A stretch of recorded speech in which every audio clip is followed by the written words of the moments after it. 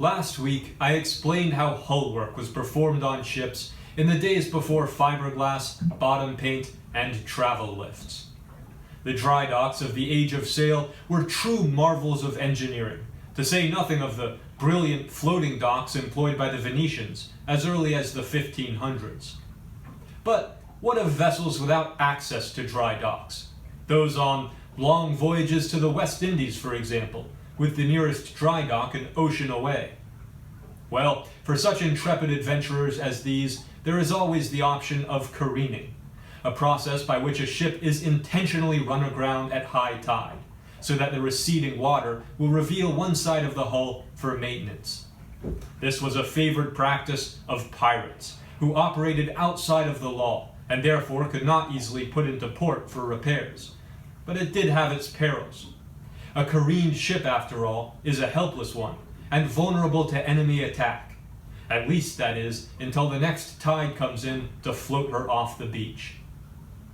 If speed was of the essence and no suitable careenage could be found, a ship might be subjected to a risky procedure known as the parliamentary heel. This was the act of shifting guns, ballast, and cargo from one side of the vessel to the other, so that the whole ship heeled over in the water, exposing one side of the hull. It was fast and effective, but also terribly dangerous. In 1782, the 100-gun first-rate HMS Royal George was heeled over for repairs, but was rolled too far and was lost, taking nearly 900 souls with her to the bottom of the English Channel. English poet William Cowper commemorated the tragedy in his poem On the Loss of the Royal George. Toll for the brave that are no more, all sunk beneath the waves, fast by their native shore.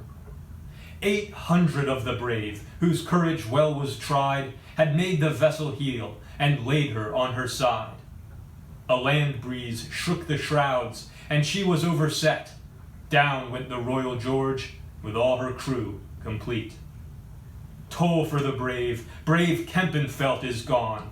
His last sea fight is fought, his works of glory done.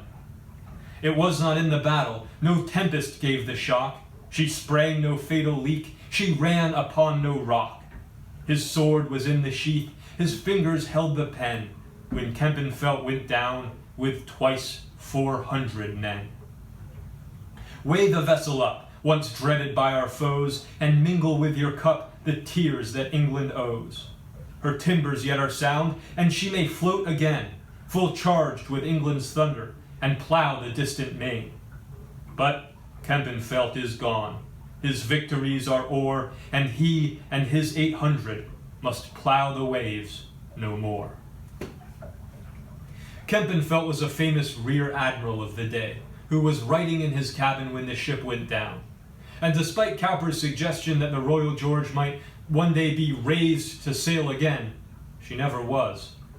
In 1840, the wreck, now a hazard to navigation, was blown up in a controlled explosion so enormous that it shattered windows miles away in Gosport and Portsmouth.